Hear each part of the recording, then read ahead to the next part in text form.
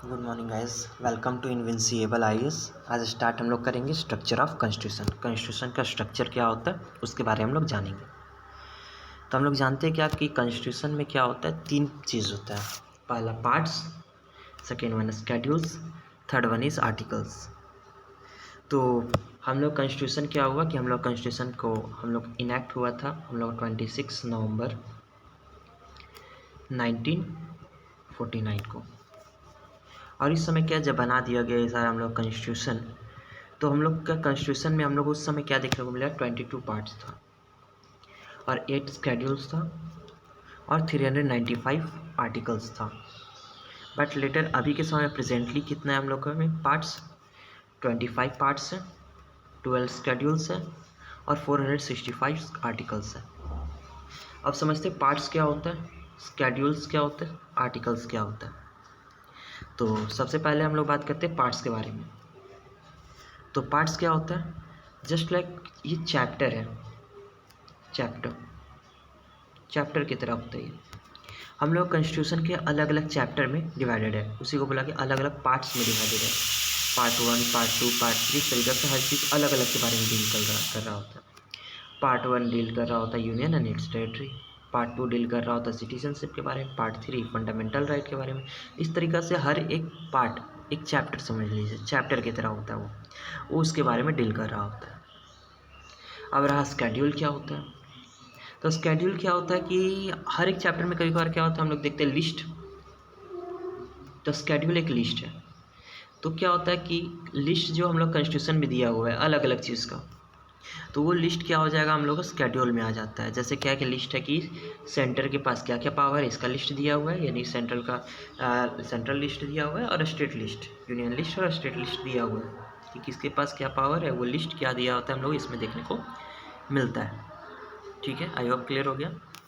तो हम लोग क्या देखिए, सबसे पहले पार्ट दैट इज चैप्टर, पहले क्या था 22 था अब 25 हो गया। स्केड्यूल लिस्ट पहले 8 था अब हो गया 12, यानी 8 था अब 12 हो गया। नेक्स्ट वन है आर्टिकल्स। आर्टिकल्स क्या होते हैं, जैसे मान के चलते हैं कि हम लोग में क्या होता है कि चैप्टर स्टार्ट हुआ तो फर्स्ट टॉपिक को 1, सेकेंड टॉपिक को 2, 3, 4, फिर नेक्स्ट चैप्टर हुआ। तो इसमें क्या हुआ, इसमें नया से स्टार्ट नहीं होगा, यहाँ 3 हो गया ना, 4, 5, 6, फिर नेक्स्ट चैप्टर स्टार्ट होगा। तो इसी तरीके से होते जाएगा। ठीक है, तो ये जो नंबर दिया गया इसी को आर्टिकल्स बोल दिया गया कि हम लोग का अलग अलग तरीका का आर्टिकल्स में अलग अलग चीज़ दिया हुआ है कि हर एक आर्टिकल्स में अलग अलग चीज़ के बारे में डिफाइन किया हुआ है। यानी चैप्टर को इन डिटेल अगर समझना है, यानी कि पार्ट को समझना है तो उसको क्या आर्टिकल्स में डिवाइडेड है, 1, 2, 3, 4, 5 इस तरीका से पार्ट क्या है। जैसे पार्ट 1 आर्टिकल 1 टू आर्टिकल 4 पे डिवाइडेड है, पार्ट 2 आर्टिकल 5 टू आर्टिकल 11 तक डिवाइडेड है। तो ये क्या होता है, आर्टिकल्स होता है वहाँ पर। ठीक है, टॉपिक 1, 2, 3, 4, 5, 6, 7, 8, 9, 10, 11, 2 में होता है। वही अगर हम लोग देखते हैं कि पार्ट 3 के बारे में बात करेंगे तो पार्ट 3 में आर्टिकल 12 टू आर्टिकल 35 होता है। तो आर्टिकल्स पहले कितना था 395, राइट नाउ अभी कितना है 565। तो ये पहला हम लोग को समझ में आ गया कि कॉन्स्टिट्यूशन 3 चीज़ से बना हुआ, पार्ट्स, स्केड्यूल्स, आर्टिकल्स। पार्ट में 22 पार्ट पहले था अब 25 पार्ट हो गया, पहले 8 स्केड्यूल्स था अब 12 स्केड्यूल्स हो गया, 395 आर्टिकल्स था 465 हो गया। कैसे हो गया, अमेंड करके कुछ नया ऐड करते गया कॉन्स्टिट्यूशन में। चूँकि हम लोग का कॉन्स्टिट्यूशन क्या है कि हम लोग लिविंग डॉक्यूमेंट है। लिविंग डॉक्यूमेंट क्यों बोला गया लिविंग डॉक्यूमेंट, तो लिविंग डॉक्यूमेंट इसलिए बोला गया क्योंकि क्या है इसके हम लोग इसको क्या कर सकते हैं, अमेंड कर सकते हैं, चेंज कर सकते हैं, इसमें समय के अनुसार चेंजिंग लाया जा सकता है। क्योंकि हर चीज़ क्या है समय के अनुसार चेंज होना चाहिए, तो समय के अनुसार सोसाइटी का नज़रिया भी बदल जाता है।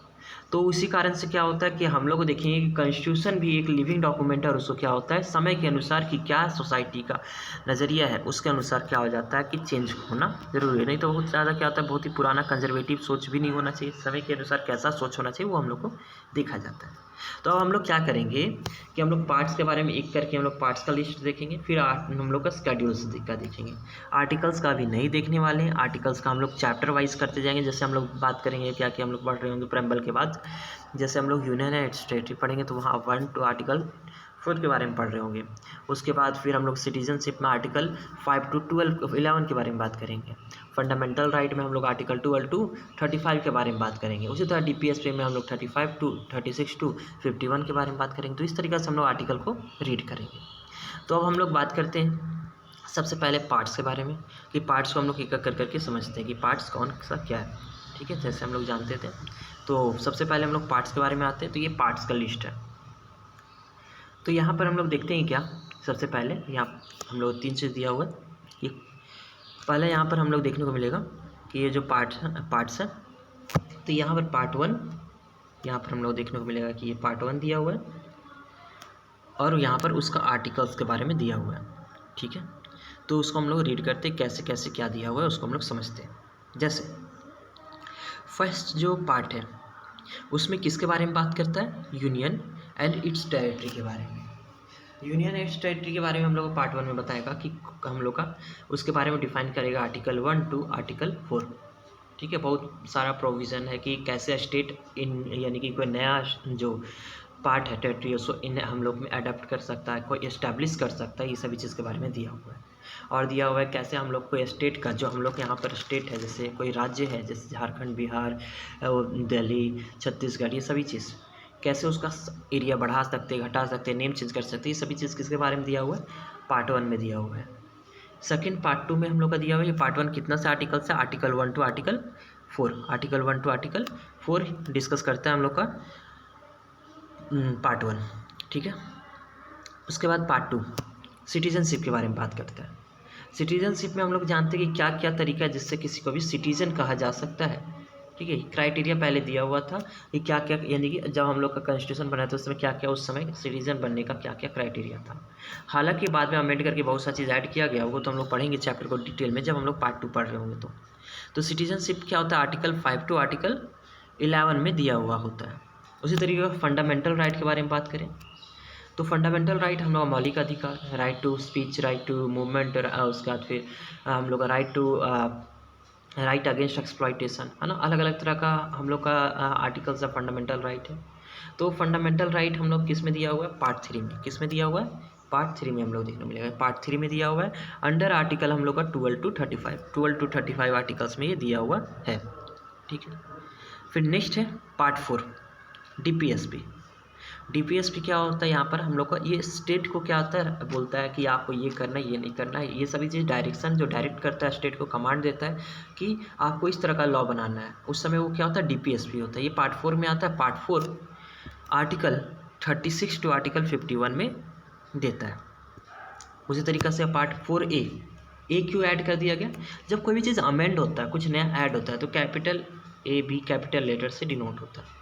तो 4 तो था, 4 में ही क्या हो गया, कैपिटल A से एक नया चीज़ आ गया, DP फंडामेंटल ड्यूटी। पहले हम लोग जब कॉन्स्टिट्यूशन बना था उस समय नहीं था, बाद में ऐड किया गया ये। तो इसी कारण से ये हम लोग देखने वाले अमेंडेड पार्ट है। तो इसको हम लोग डील में करेंगे, कब अमेंड किया गया, किसका रिकमेंडेशन था, स्वर्ण सिंह कमेटी क्या था, ये सभी चीज़ के बारे में हम लोग जानेंगे। ठीक है, फंडामेंटल ड्यूटी।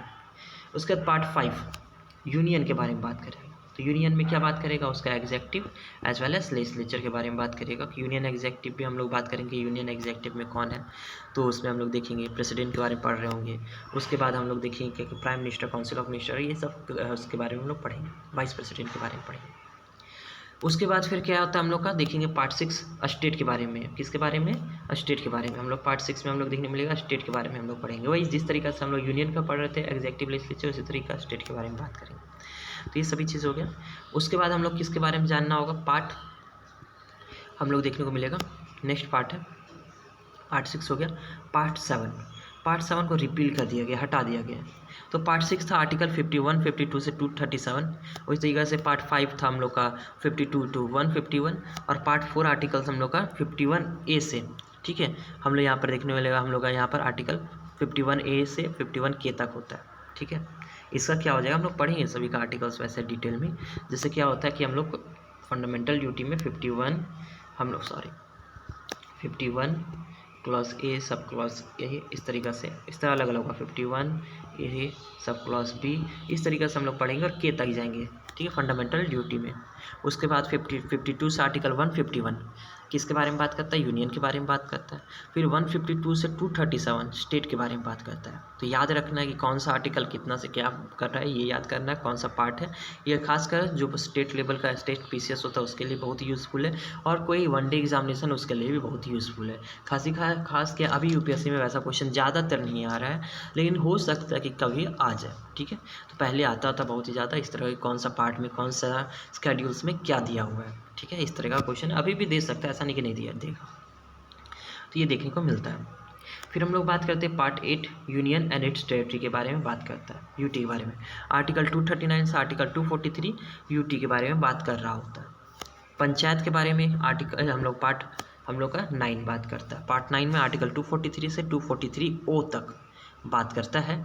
कौन, पंचायत में। म्यूनिसपालिटी हम लोग पार्ट 9A इसको अमेंड करके डाला गया। म्यूनिसपालिटीज़ 243B से आर्टिकल 243B से आर्टिकल 243 ZG। कैसे ZG हो गया, जेड के बाद A, जेड के बाद क्या किया गया A, फिर ZB, इस तरीके से और आर्टिकल ऐड करते गया। तो इसमें क्या होगा, ZG तक ऐड कर दिया गया। उसके बाद फिर क्या हम लोग देखेंगे, कोऑपरेटिव सोसाइटी। तो 243 ZG हो गया था, HIJKLM इस तरीक़े से T तक जाएगा आर्टिकल्स। ठीक है, इस तरीक़ा से किया गया है। वैसे हम लोग इसके बारे में डिटेल में जब पंचायती राज पढ़ेंगे तो उसमें तो पढ़ेंगे ही। आगे हम लोग जानते हैं पार्ट 10 में हम लोग किसके बारे में जानते हैं, शेड्यूल्स एंड ट्राइबल एरिया, कि ट्राइबल एरिया में कैसे एडमिनिस्ट्रेशन होना चाहिए, वो कहाँ पर हम लोग देखने को मिलेगा, इसमें देखने को मिलेगा। कि शेड्यूल्स और ट्राइबल एरिया के बारे में हम लोग को पढ़ना है, कि किसमें हम लोग देखेंगे पार्ट 10 में हम लोग देखेंगे शेड्यूल्स और ट्राइबल एरिया के बारे में जानेंगे कि उसका क्या कंडीशन और क्या क्या है, उसके बारे में हम लोग को जानना है। आर्टिकल्स कौन सा डिस्कस करेंगे, तो 244 से 244A। ठीक है, ये इसके बारे में डिस्कस करता है।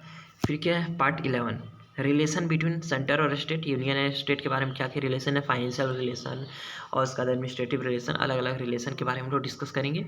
तो ये 245 to 263 में हम लोग ये पढ़ने को मिलता है। इसको हम लोग गवर्नेंस में भी ये सभी चीज़ पढ़ते हैं। नेक्स्ट है पार्ट 12 फाइनेंस के बारे में बात किया जाएगा, प्रॉपर्टी और कॉन्ट्रैक्ट, ये सभी चीज़ के बारे में पार्ट 12 में पढ़ा जाता है। पार्ट 13 ट्रेड, कॉमर्स और intercourse with in the territory of India, की एक टेरिटरी, इंडिया के टेरिटरी के बीच में कैसे व्यापार होगा, ये सभी चीज़ किसके बारे में होता है, पार्ट 13 के बारे में होता है, ट्रेड के बारे में। पार्ट 14 यूनियन और स्टेट के अंदर में कौन कौन सा सर्विस है। ठीक है, जैसे ये जो यूपीएससी जो है ना, यूपीएससी हो गया, उसके बाद फिर स्टेट में कि अलग अलग है क्या, कि हम लोग देखेंगे कि यूपीपीसीएस हो गया, बीपीएससी हो गया, ये सभी जो है उसके बारे में हम लोग किस में से जानते हैं, यूपीएससी खासकर उसके बारे में इंफॉर्मेशन फुल्ली हम लोग का इसी में मिलता है। जो आईएएस को किस किस क्या क्या आर्टिकल्स है वो सभी चीज़, यानी सिविल सर्वेंट के लिए यही आर्टिकल्स हैं। पार्ट 14 है ट्राइब्यूनल्स होता है। ट्राइब्यूनल्स का स्पेशल कोर्ट होता है, स्पेशल टाइप ऑफ क्या है, जैसे कि हम लोग बोलेंगे national NGT, national green tribunal, environment के बारे में जजमेंट देता है। तो ये ट्रिब्यूनल के बारे में हम लोग किसमें पढ़ेंगे, हम लोग पार्ट 14 है। पार्ट 15 इलेक्शन, पार्ट 15 इलेक्शन के बारे में पढ़ेंगे। तो इलेक्शन के बारे में हम लोग कहाँ पढ़ रहे होते हैं, 15th में। क्या है आर्टिकल 324 से आर्टिकल 329A तक। ठीक है, उसी तरीक़ा से पार्ट 16 में हम लोग पढ़ेंगे स्पेशल, हम लोग कुछ सर्टेन क्लासेस है उसके लिए क्या क्या हम लोग का स्पेशल प्रोविज़न है, किस में हम लोग पढ़ेंगे, इसी में पढ़ेंगे। ठीक है, special provision for relating certain classes. ठीक है, उसके लिए क्या क्या स्पेशल प्रोविज़न बनाया गया है उसको हम लोग इसमें पढ़ने वाले हैं। आर्टिकल्स 330 से 342। पार्ट 16 हो गया। 17 में हम लोग क्या करेंगे, 17 खतरा याद रखना है। उससे क्या, लैंग्वेज क्यों हम बोले कि लैंग्वेज खतरा, ये देखिए लैंग्वेज एक ऐसा मुद्दा है जो क्या है कि बहुत ही ज़्यादा हॉट मुद्दा है, जिसमें क्या होता है कि अगर बहुत बार क्या होता है हिंदी इम्पोज किया जा रहा है या हिंदी प्रमोट करना चाहिए, सभी चीज़ के बारे में है।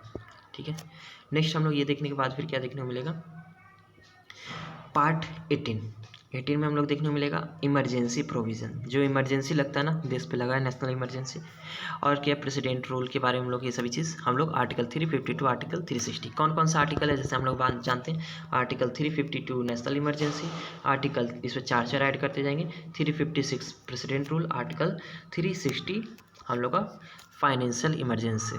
तो अभी हम लोग का फाइनेंशियल इमरजेंसी का भी लगा नहीं है, लेकिन ये इसके बारे में डील करता है। आई होप समझ में आ गया। नेक्स्ट आगे बढ़ते हैं। उसके बाद फिर हम लोग देखेंगे मिसलेनियस पार्ट, कुछ एक्स्ट्रा जो है मिसलेनियस पार्ट है, इसमें हम लोग पार्ट हम लोग का 19 में होगा। पार्ट 20 के थ्रू कैसे कॉन्स्टिट्यूशन को अमेंड किया जाता है, आर्टिकल 368 इसी में आ जाता है कि आर्टिकल 368 के अनुसार अमेंडमेंट किया जाता है हम लोग कॉन्स्टिट्यूशन का। और ये अमेंड कैसे किया जाएगा, बदलाव कैसे लाया जाएगा कॉन्स्टिट्यूशन में, ये हम लोग किस में जानते हैं, पार्ट 20 में जानने को मिलेगा।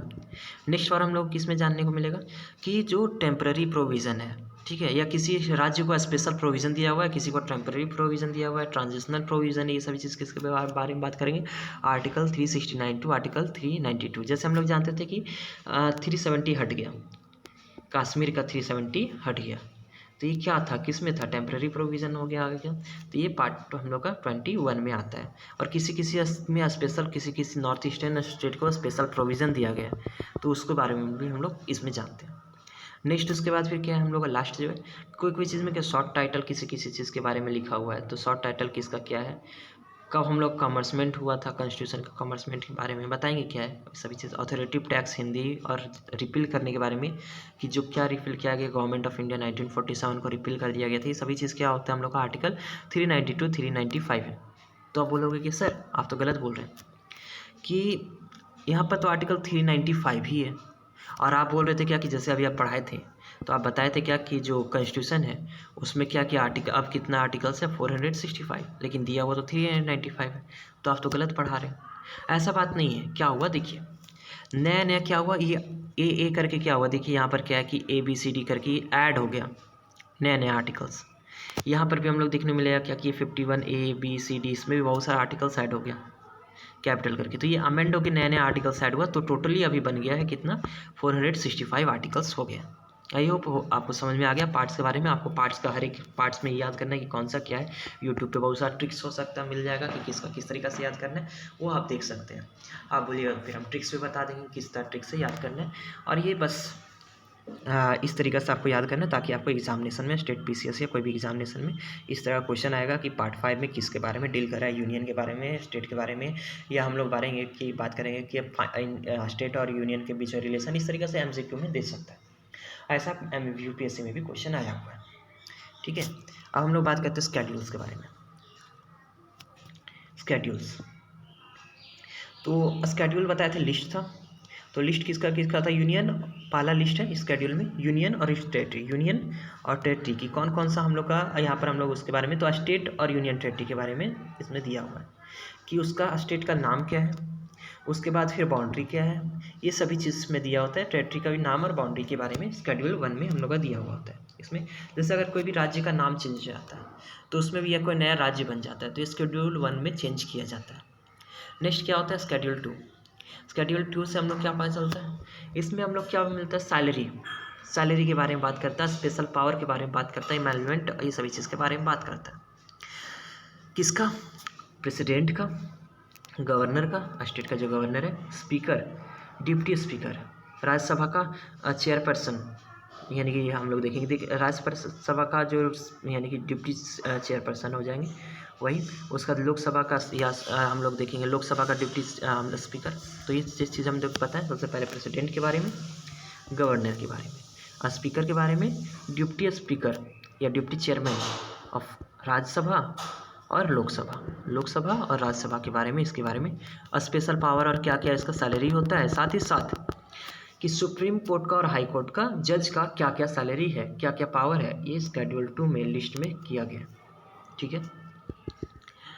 अब यहाँ पर क्या शेड्यूल 3 में किसका क्या ओथ होगा, प्रॉमिस होगा, ये क्या होता है इसमें दिया हुआ शेड्यूल 3 में, बट किसका नहीं दिया है, प्रेसिडेंट हम लोग याद रखना है, प्रेसिडेंट के बारे में, और हम लोग का वाइस प्रेसिडेंट के बारे में इसमें नहीं दिया है। उसका उनका जो ओथ होता है, उनका जो शपथ होता है वो अलग तरह का होता है, प्रिजर्व करने के बारे में होता है।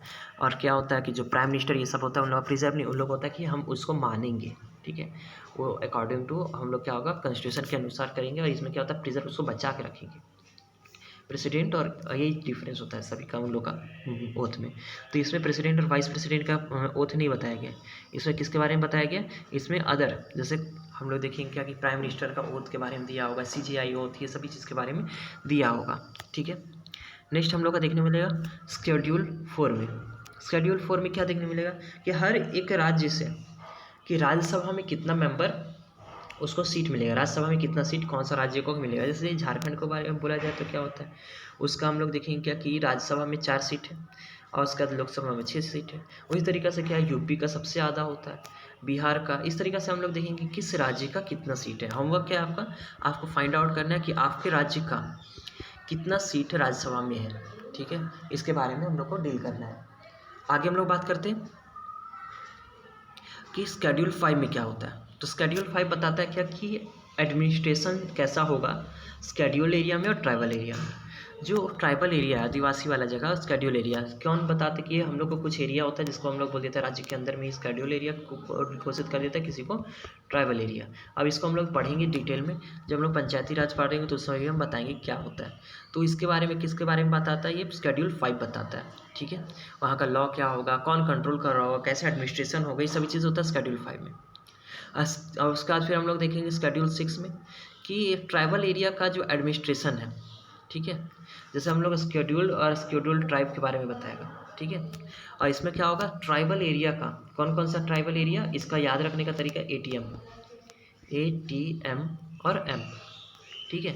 और एक ऐसा ATM है जिसमें पैसा ही नहीं है, पैसा मतलब मनी, और मनी मतलब मणिपुर, ठीक है। मनी मतलब क्या हो जाएगा हम लोग का, मणिपुर, मनी मतलब हो जाएगा मणिपुर, ठीक है। तो एक ऐसा ATM ATM जिसमें M ही नहीं है, मनी ही नहीं है, मतलब मणिपुर नहीं है। A for Assam, T for Tripura, M for Meghalaya, M for Mizoram, but not Manipur, money नहीं है यहाँ, याद रखना है।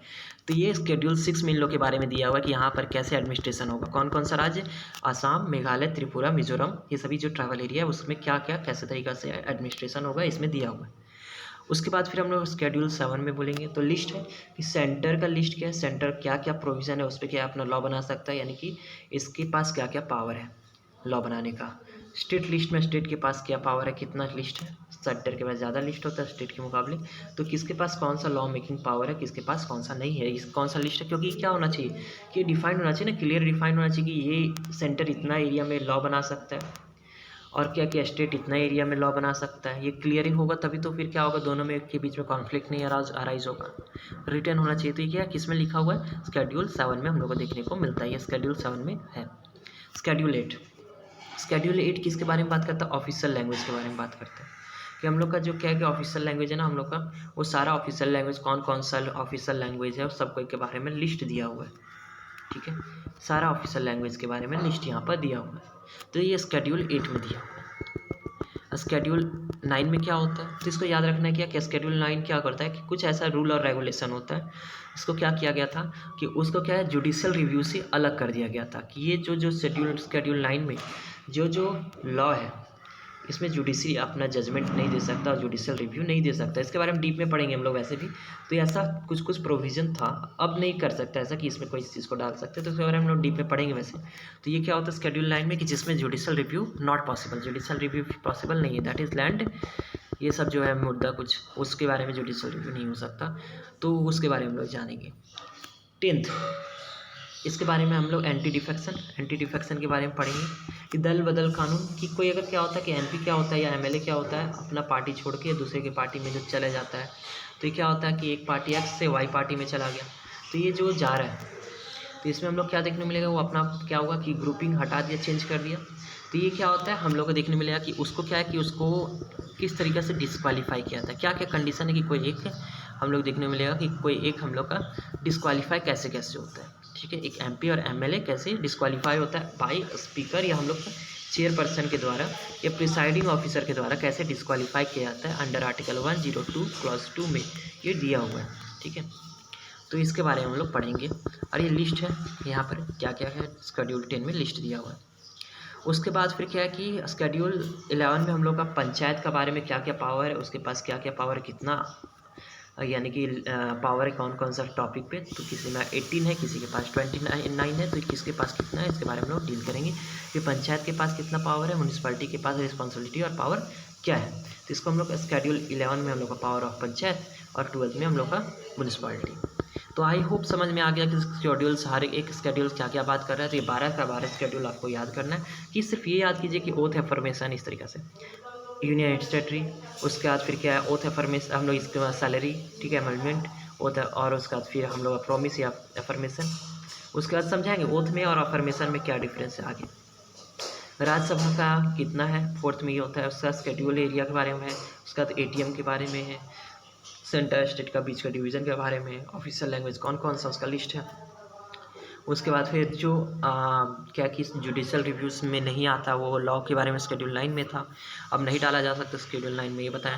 उसका शेड्यूल 10 में हम लोग बात करते हैं कि एमएलए और एमपी के बारे में बात किया जाता है। उसके बाद रिस्पॉन्सिबिलिटी और पावर है पंचायत के बारे में और म्यूनिसपालिटी का शेड्यूल 12 में। तो आई होप आपको सारा शेड्यूल और सारा हम लोग का ये हो गया, क्लियर हो गया आपको हम लोग का पार्ट और शेड्यूल्स।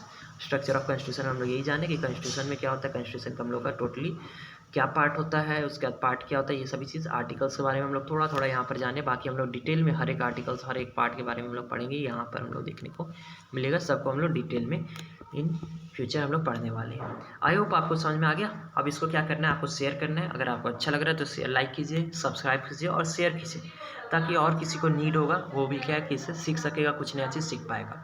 एक कैंडल क्या होता है, when a candle light another candle, जब एक कैंडल से दूसरे कैंडल का होता है तो उसका क्या होता है, उसका लाइट कम नहीं होता। तो सेम चीज़ है, नॉलेज जब हम लोग एक जगह से शेयर करते हैं तो उससे नॉलेज कम नहीं होता, इनफैक्ट वो बढ़ता है। उससे हम लोग क्या होता है, जब बता रहे होते तो हम लोग क्या होता है वो चीज़ और भी बार बार रिकॉल होता है और रिवाइज हो जाता है। तो और शेयर कीजिए, कोशिश कीजिएगा शेयर करने, क्योंकि अगर आप शेयर कीजिएगा लाइक कीजिएगा तो क्या कि मेरे पास भी मोटिवेशन बना हुआ रहेगा, ताकि क्या हम भी वो वीडियो और ये सभी चीज़ इतना मेहनत करके ये पीपीटी ये सब बना पाएंगे। Thank you.